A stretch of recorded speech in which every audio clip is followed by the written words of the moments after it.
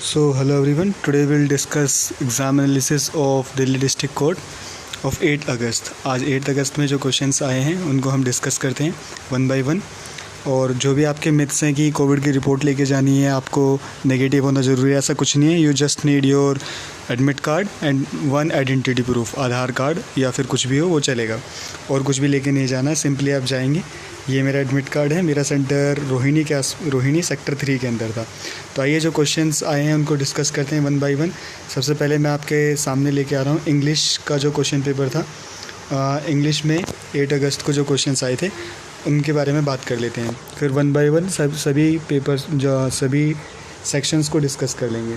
आइए, इंग्लिश का जो पेपर था, पेपर का लेवल काफ़ी बढ़िया था और ज़्यादा टफ नहीं कह सकते आप, नॉर्मल था। तो सबसे पहले जो पेपर की स्टार्टिंग थी वो थी स्पेलिंग करेक्शन से। आपको 3 क्वेश्चन दिए हुए थे जो कि थे स्पेलिंग करेक्शन के ऊपर बेस्ड। आइए, उसमें से जो फर्स्ट वाला क्वेश्चन था ये था असैसिनेशन की आपको करेक्ट स्पेलिंग फाइंड करनी थी, और लिटरली वेरी डिफ़िकल्ट है ये क्वेश्चन। सीजीएल में भी आया हुआ है असैसिनेशन। तो असैसिनेशन का मतलब क्या होता है? Political murder. जब आप राजनीतिक हत्या करते हैं किसी की, दैट इज़ कॉल्ड असैसिनेशन। तो 4 स्पेलिंग दी हुई थी, उसमें से आपको एक सेलेक्ट करनी थी। असैसिनेशन को लर्न करने की सिंपल टेक्निक है, डबल एस आता है असैसिनेशन में, ASS, ठीक है। इस तरीके से आप इसको याद कर सकते हैं, असैसिनेशन। और फिर आगे जब हम चलते हैं तो ऑप्शंस दिए हुए थे, मैंने जो करेक्ट स्पेलिंग्स है वही लर्न की हुई हैं डायरेक्ट, तो हम उन्हीं पे बात कर लेते हैं। सेलिब्रेशन की स्पेलिंग आई हुई थी, उसमें अंदर 4 ऑप्शन थे, आपको एक सेलेक्ट करना था। बहुत ही ईजी है सेलिब्रेशन। आप सेली को अलग लिखो, ब्रेशन को अलग लिखो, दोनों का ऐड कर दो, दैट इज़ कॉल्ड सेलिब्रेशन, ठीक है। सेलिब्रेशन। और स्पेलिंग थी आपको सही करने के लिए सेलिब्रेशन अप्रेंटिस, जो आप करते हैं, जो नए व्यक्ति किसी फील्ड में जाते हैं, that is called apprentice. Assassination, celebration, apprentice, 3 spelling आई थी। आई होप कि आपके भी एग्ज़ाम में जो स्टार्टिंग होगी वो स्पेलिंग एरर से ही होगी, ठीक है। तो स्पेलिंग एरर्स आप कर सकते हैं और ज़्यादा टफ लेवल के नहीं करने। एंटोनिम्स सिनोनिम्स जो थे आए थे, लेकिन वो किस तरीके से थे, वो डायरेक्ट नहीं पूछे गए थे, वो पूछे गए थे आपसे सेंटेंस की फॉर्म में। यानी कि सेंटेंस दिया हुआ था और आपको चूज़ करना था कि इसमें से इसका एंटोनिम्स क्या है, सिनोनिम्स क्या है, ठीक है। तो देखिए, जो ये था मेरे में एग्जैक्ट क्वेश्चन तो मुझे याद नहीं है, लेकिन जो मैंने उसी पैटर्न पे एक क्वेश्चन बनाने की कोशिश की है। The new school principal is very stern.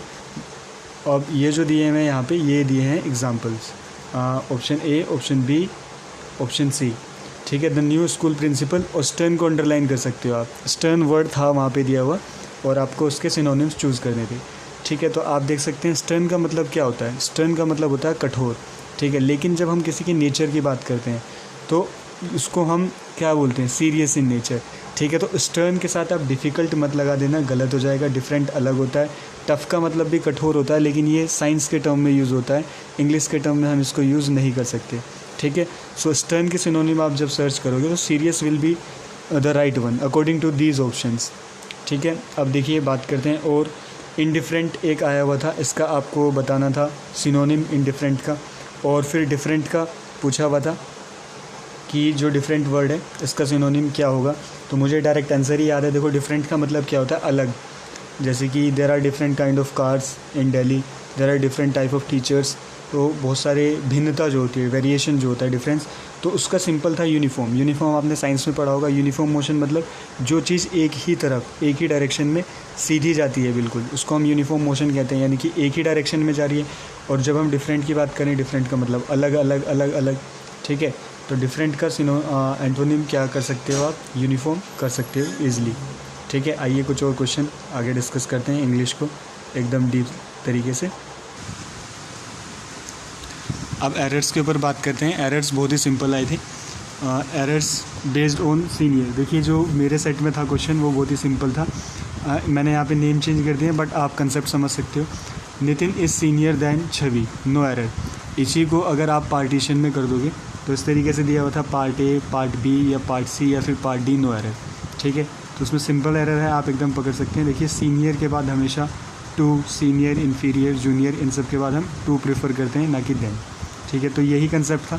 आप कॉमन एरर की बुक का अगर फर्स्ट पार्ट भी कर लेंगे तो आपके एरर बेस्ड क्वेश्चन तो एक भी गलत नहीं होने वाले। अब आइए सेकंड क्वेश्चन देखते हैं इसी का। एरर, 3 क्वेश्चन एरर के थे, 3 स्पेलिंग के थे, 3 एंटोनिम्स और 3 ही सिनोनिम्स, ठीक है। ये नेक्स्ट जो क्वेश्चन था वो कुछ इस तरीके से दिया हुआ था, उसमें मोर बेटर का एरर था। देखिए मोर और बेटर को हम इंग्लिश में एक साथ यूज़ कभी नहीं करते।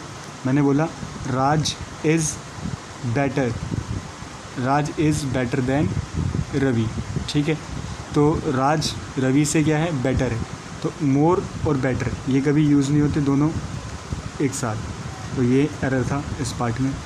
राज is more better than Rohit, ठीक है। तो बेटर अकेला आता है, इसके साथ हम मोर प्रेफर नहीं करते, कंपैरिजन हम दो चीज़ों को करते हैं। थोड़े और क्वेश्चंस देखते हैं इंग्लिश के ही। हाँ, स्टडी से रिलेटेड कुछ क्वेश्चंस आए हुए थे। एक क्वेश्चन पूछा हुआ था study of space, study of space is called aerospace, astronomy और एस्ट्रोलॉजी। एस्ट्रोनॉमी और एस्ट्रोलॉजी में कंफ्यूज नहीं होना है आपको। इसका आंसर एरोस्पेस होगा। रीज़न क्या है, क्योंकि वहाँ पे जो दिया हुआ था study of space, external space पूछा हुआ था, बाहर वाला, ठीक है। तो जब मैंने सर्च किया उसका आंसर एरोस्पेस था, ठीक है। तो आप एरोस्पेस के साथ जाएंगे अगर आपके क्वेश्चन सेट में ये क्वेश्चन आता है।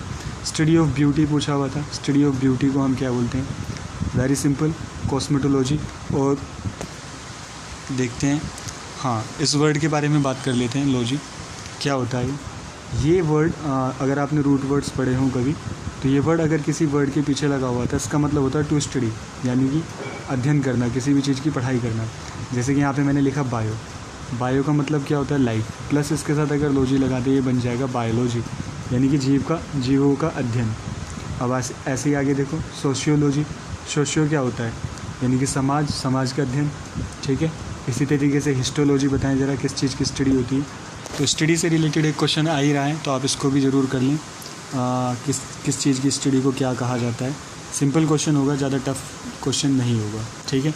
सो ऑलमोस्ट इंग्लिश के सभी क्वेश्चंस आपके साथ मैं यहाँ डिस्कस कर चुका हूँ। स्टडी ऑफ ब्यूटी और स्टडी से रिलेटेड एरर्स आएंगे, 3 एरर्स बहुत ईजी होंगे, सब्जेक्ट वर्ब एग्रीमेंट और प्रीपोजिशंस, ये 2 चीज़ आप ज़रूर पढ़ें, इन्हीं से क्वेश्चन आने वाले थे, ठीक है। Antonyms, synonyms. और जीके का, मैथ्स का एनालिसिस अभी वो क्वेश्चंस टाइप नहीं हुए, उन क्वेश्चंस को टाइप करने के बाद उनका भी एनालिसिस मैं आपके सामने जल्द लाने की कोशिश करूँगा। That's all for today, thank you.